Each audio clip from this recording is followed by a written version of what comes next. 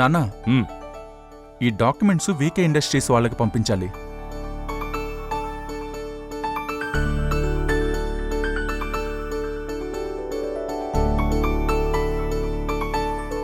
ఇది మనతో కొత్తగా కొలాబరేట్ అయిన ఎస్ఎస్ ఇండస్ట్రీస్కి సంబంధించిన ఫైల్. వీటన్నిటి మీద ఆ రాణమ్మ సంతకం చేయాలి. ఓహో, ఫోన్ చేశాం కదరా, వచ్చేస్తుంటుందిలే. అవును కృష్ణ, కేఎన్ఆర్ ఇండస్ట్రీస్ నుంచి మనకు 50 కోట్లు రావాలన్నావు. చాలా రోజులుగా ఆ ట్రాన్సాక్షన్ పెండింగ్లో ఉందని కూడా అన్నావు. ఆ పేమెంట్ ఈ మంత్లో క్లియర్ చేస్తామని చెప్పారని కూడా అన్నావు. మరి మన కంపెనీకి క్రెడిట్ అయిందా? అది నాన్న, అంటే ఓహో, రాణమ్మ వచ్చేసావా? కూర్చో. కృష్ణ, ఈ ఫైల్స్ అన్ని రాణమ్మకి తనొకసారి చెక్ చేసి సంతకం పెడుతుంది. సరే.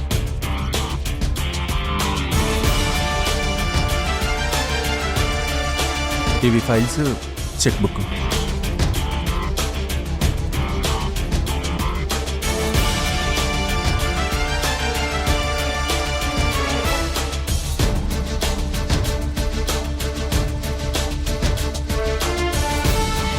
అత్తయ్య. Thank you Priya. కూర్చో.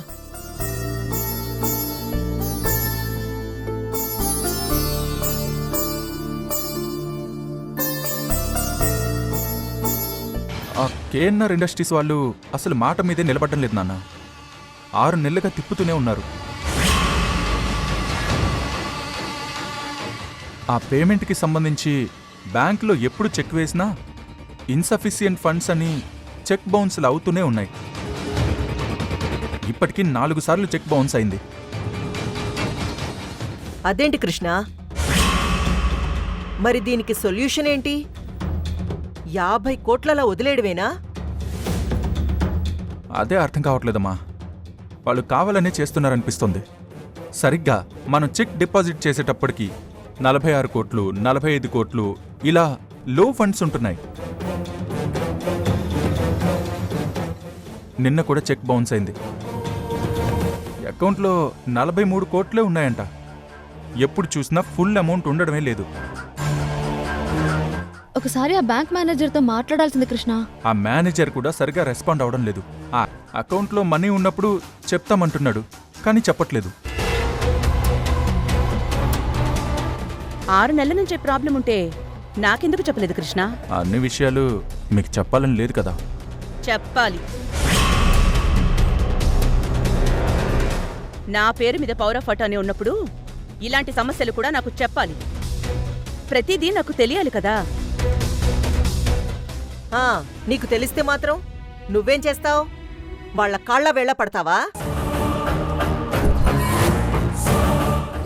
అయినా కృష్ణ, ఇందులో ఆలోచించడానికి ఏముంది చెప్పు? చెక్ బౌన్స్ కేసు పెడితే సరిపోయేది. ఆ తర్వాత వాళ్లే కోర్టుల చుట్టూ, స్టేషన్ల చుట్టూ తిరిగి ఒక 2-3 ఏళ్లకి మన కాళ్ల దగ్గరకొచ్చేవాళ్లు. అప్పుడు మన డబ్బు మనకొస్తుంది కదా. లేదమ్మా, ఆ కేఎన్ఆర్ ఇండస్ట్రీస్ అనేది లోకల్ మినిస్టర్కి బినామీకి సంబంధించిన వాళ్ళది. వాళ్ళ వెనక మినిస్టర్ ఉన్నాడు. లీగల్గా వెళ్తే ప్రాబ్లం పెద్దదవడం తప్ప సాల్వ్ మాత్రం కాదు. అయినా మీరు ఆ డబ్బుని రికవర్ చేయకపోవడమే పెద్ద తప్పు కృష్ణ. వాళ్ళివ్వాల్సిన 50 కోట్లని ఈ 6 మంత్స్లో ఎందులోనైనా ఇన్వెస్ట్ చేసుంటే ఎంత ప్రాఫిట్ వచ్చుండేది మనకి? కనీసం బ్యాంకులో ఎఫ్డీ వేసుంటే దాని మీద ఎంత ఇంట్రెస్ట్ వచ్చుండేది? అది అకౌంట్లో ఫుల్ అమౌంట్ ఉంటే కదా మనకి ట్రాన్స్ఫర్ అవుతుంది. అందువల్ల వాళ్ళ మీద ఎలాంటి యాక్షన్ తీసుకోవాలో అర్థం కావట్లేదు. సరే, నువ్వు చెక్ చేసినప్పుడు ఆ అకౌంట్లో ఎంత డబ్బుంది? 43 కోట్లు.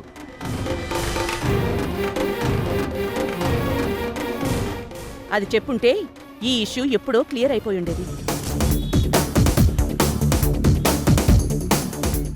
హా? ఎలా వాళ్ళని వెళ్ళి అడుక్కునేదానివా? తమరి నాలెడ్జ్ అంతకన్నా ఏముందిలే.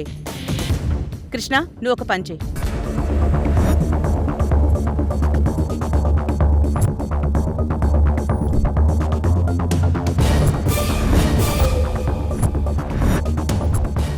ఇదిగో ఈ చెక్ ఇప్పుడు అకౌంట్లో డిపాజిట్ చేయి. హలో, వాళ్ళకి మనం బాకీ లేవు రాణమ్మా, వాళ్లే మనకి బాకీ ఉన్నారు. అదొదిలేసి వాళ్ళ అకౌంట్లో మన డబ్బులు వేయమంటున్నావు ఏంటి నీ విడ్డూరం? అవునత్తయ్య, ఎందుకలా చేయమంటున్నావు? కృష్ణ, చెప్పింది చెయ్యి. వాళ్ల డబ్బు 43 కోట్ల అకౌంట్లో ఉంది. మన డబ్బు ఈ 7 కోట్లు కలిపితే 50 కోట్లు అవుతుంది.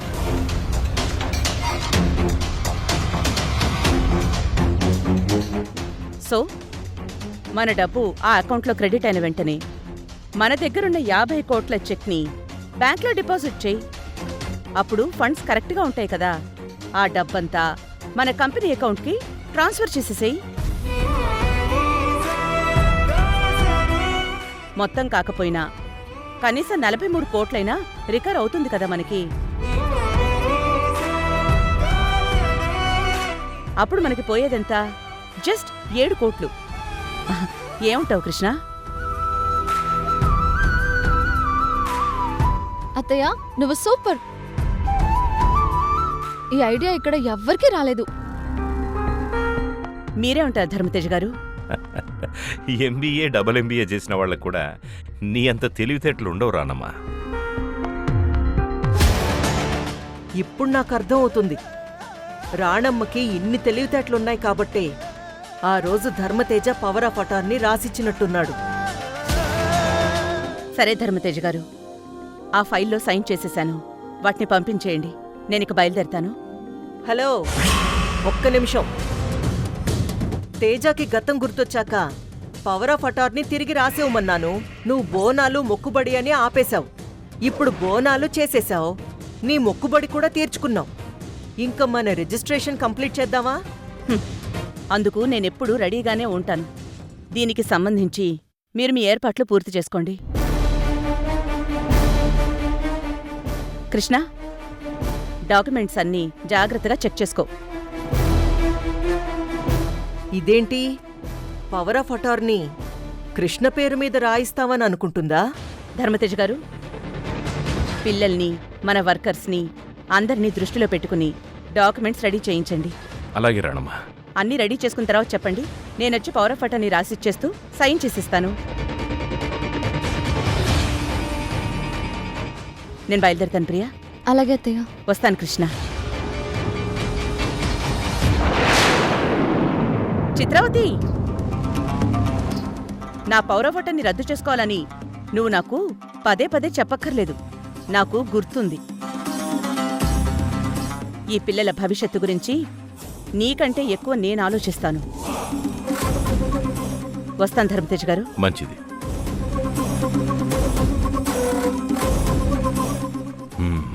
నేను బాగున్నప్పుడు రాణమ్మకి పవర్ ఆఫ్ అటార్నీ ఎందుకు రాసిచ్చానో ఇప్పుడు నాకు అర్థమవుతుంది. ఎంతైనా రాణమ్మే బ్రిలియంట్. డాక్యుమెంట్స్ నీ పిల్లల పేరు మీద రాయిస్తానని అనుకుంటున్నావా రాణమ్మా? నేనుండగా అది జరగదు.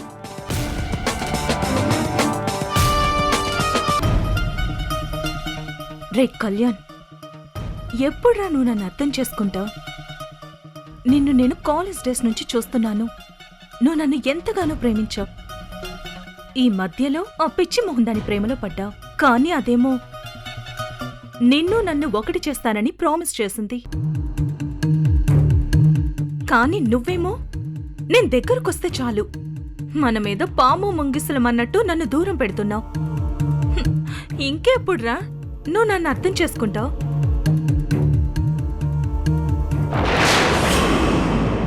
మమ్మీ, అది అది అది నాకంతా తెలుసు కార్తిక. కూతురు మనసేంటో తల్లిని నేను గ్రహించకుండా ఉంటానా చెప్పు? నీకో విషయం చెప్పనా? మనింట్లో అందరికంటే ఎక్కువ నాకు నువ్వే. నువ్వంటేనే నాకు చాలా ఇష్టం. నువ్వే నా ముద్దుల కూతురువి. మమ్మీ మమ్మీ కళ్యాణ్ నాకే దక్కుతాడు కదా? కళ్యాణ్ కావేరీలది నిజమైన ప్రేమ. దాన్ని దాటుకుని కళ్యాణ్ నీకు దక్కాలన్నా, నిజంగా నిన్ను ప్రేమించాలన్నా నువ్వు పరిధులు దాటి కొంచెం వైల్డ్గా ప్రవర్తించాలి. అంతకంటే ముందు నువ్వసలు కళ్యాణ్ ఎందుకు ఇష్టపడుతున్నావో చెప్పు.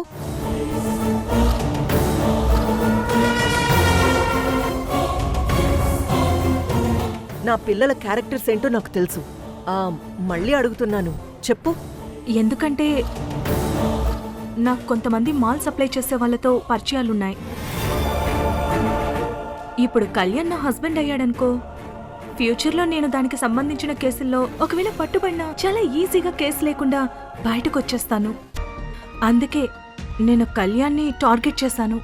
టార్గెట్ చేసావు సరే, ఆ టార్గెట్ రీచ్ అవ్వడం కోసం మరి నువ్వేం చేశావు చెప్పు కార్తిక. అసలు ప్రాణమే లేని నీ ప్రేమని బతికించుకోవడం కోసం నువ్వేం చేశావు? కావేరితో మాట్లాడి ప్రాధేయపడితే కళ్యాణ్ మనసు మార్చి నన్ను కళ్యాణ్ని ఒకటి చేస్తానని మాటిచ్చింది. మాట మాత్రమే ఇచ్చిందమ్మా, మాటైతే నిలబెట్టుకోలేదు కదా. ఇప్పుడు నువ్వు చెయ్యాల్సింది ప్రాధేయపడ్డం కాదు కార్తిక, ఒక ప్రమాదకరమైన డ్రామా ఆడాలి. కావేరి ఆ డ్రామా నిజమని నమ్మితేనే తను నిన్ను బలంగా నమ్ముతుంది. అప్పుడే తను నీకిచ్చిన మాటని నిలబెట్టుకుంటుంది, నిన్ను కళ్యాణ్ని ఒక్కటి చేస్తుంది. అందుకు నేనేం చేయాలి మమ్మీ? సరిగ్గా కావేరి నీ రూమ్కొచ్చే టైంకి నువ్వు ఉరేసుకున్నట్టు నటించు. అప్పుడు నీ చెల్లెలే వచ్చి నీ కడ్డుపడి నిన్ను కాపాడుతుంది. అప్పుడు నువ్వు నీ డ్రామా స్టార్ట్ చెయ్యి. Super mummy, super idea. నువ్వొక్కదానివే మమ్మీ నన్ను బాగా అర్థం చేసుకునేది. చెప్పాను కదమ్మా, నువ్వు నా బంగారం. నువ్వు నా ముద్దుల కూతురువి. నిన్ను కాకపోతే ఇంకెవరిని అర్థం చేసుకుంటాను చెప్పు. రెడీగా ఉండు, కావేరి ఏ మూమెంట్లో అయినా రావచ్చు. సరే మమ్మీ.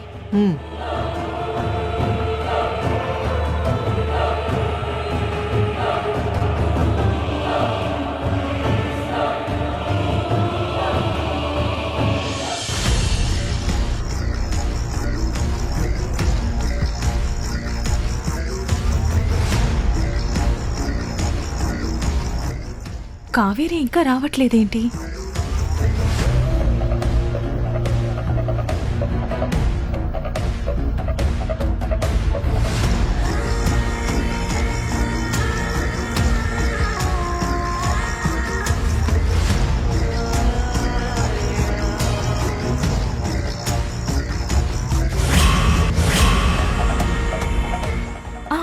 వచ్చేస్తుంది.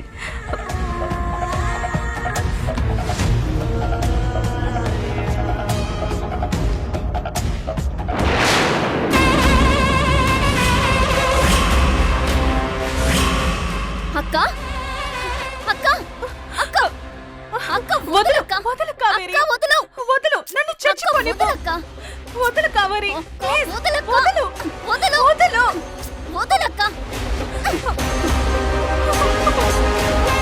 ఇప్పుడు ఏమైందనక్క ఇలా చేస్తున్నావు? ఇంకా నన్నేం చేయమంటావు? కళ్యాణ్కి ఎంత దగ్గర అవ్వాలని చూసినా తన మనసు మారడం లేదు, నన్ను దూరం పెడుతూనే ఉన్నాడు. ఇప్పటికే కళ్యాణ్ మనసులో నువ్వే ఉన్నావు. నీ తప్పు లేకుండా ఇచ్చిన మాట కోసం నీ ప్రేమను సైతం త్యాగం చేసి నన్ను కళ్యాణ్ని ఒకటి చేయాలని నీ ప్రయత్నం నువ్వు చేస్తున్నావు. కానీ కళ్యాణ్ మనసులో నాకు మాత్రం స్థానం దక్కడం లేదు. అందుకని ఇట్లాంటి పిచ్చి పనిచేస్తావా అక్క? ఇప్పుడు నువ్వు ఊరేసుకుని చచ్చిపోతే నీ ప్రేమ ఎలా గెలుస్తుందక్క? కళ్యాణ్ మనసులో ఉన్న నా స్థానాన్ని నీతో నేను భర్తీ చేస్తానక్క. నన్ను నమ్మక్క. ఎప్పటికైనా సరే కళ్యాణ్ నీవాడు. నీకు కళ్యాణ్కి పెళ్లి చేసే బాధ్యత నాది. నీ మాట మీదున్న నమ్మకంతో నిన్నే నమ్ముకున్నాను కావేరి. నేను చెప్తున్నాను కదక్కా, నీ పెళ్లి కళ్యాణ్తోనే జరుగుతుంది. అంతవరకు ఇలాంటి పిచ్చి పనులేం చెయ్యకు. ప్లీజ్ అక్క, నువ్వు ధైర్యంగా ఉండు.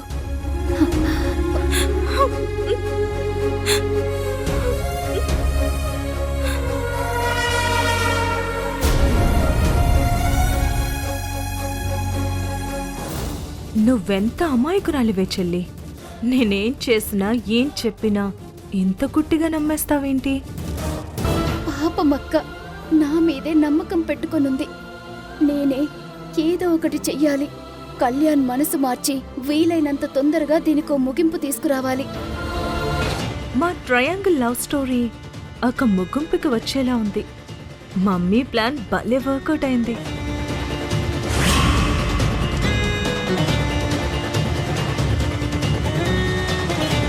కొన్ని ఇళ్లలో కొందరు సెంటిమెంట్ ఫూల్స్ ఉంటారు, కానీ ఈ ఇంట్లో అందరూ సెంటిమెంట్ ఫూల్సే ఉన్నారు. ఈ ఫూల్స్ అందర్నీ అడ్డు పెట్టుకుని నేననుకున్నది సాధిస్తాను.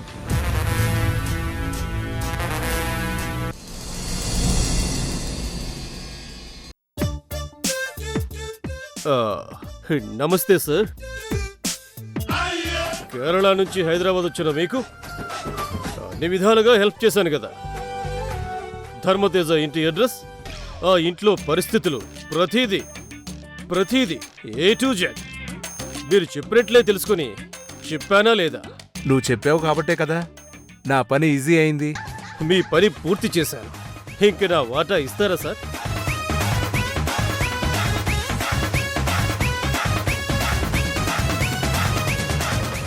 $10,000.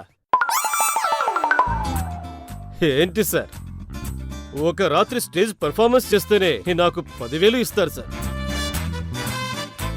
మీకు నేను ఎంత పెద్ద ఇన్ఫర్మేషన్ ఇచ్చాను, దానికి తగ్గట్టు చూసివ్వండి సార్.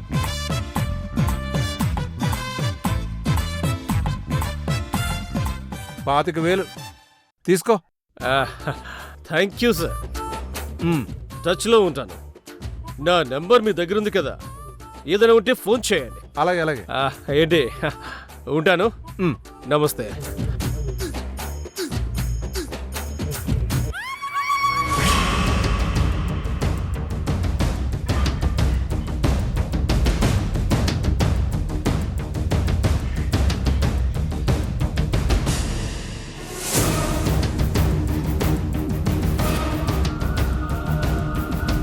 కళ్ళ ముందు ముగ్గురు కన్నబిడ్డలు కనపడుతుంటే ఆ ఆస్తిని నీ పేరు మీదకి ఎలా రాయించుకుంటావు చిత్ర?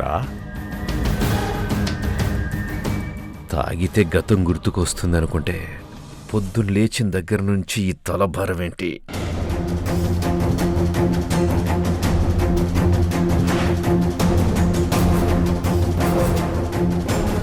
వాళ్ళ నొప్పించడం ఎలాగో ఈ చిత్రావతికి బాగా తెలుసు.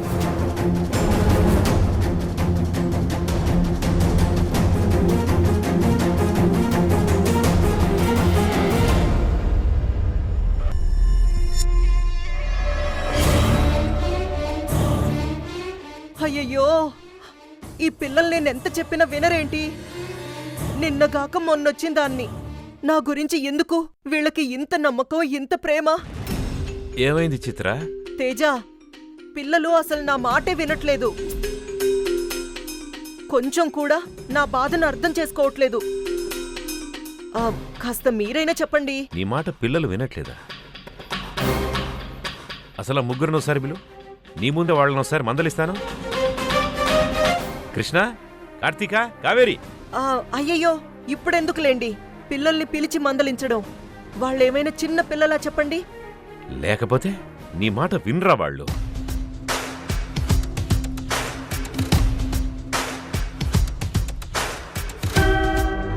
అన్నట్టు చిత్ర, అసలు ఏ విషయంలో వాళ్ళు నీ మాట వినట్లేదు? అదేనండి, రేపు రాణమ్మ మనకి పవర్ ఆఫ్ అటాన్ని రాసిచ్చేయబోతుంది కదా. దాన్ని నెక్స్ట్ ఎవరి పేరు మీదకి రాస్తారు చెప్పండి? ఇంకెవరు? మన వారసుడు కృష్ణ పేరు మీద కదా రాయిస్తాం. ధర్మతేజ గారు, మీకు గతం గుర్తుకు రాలేదు.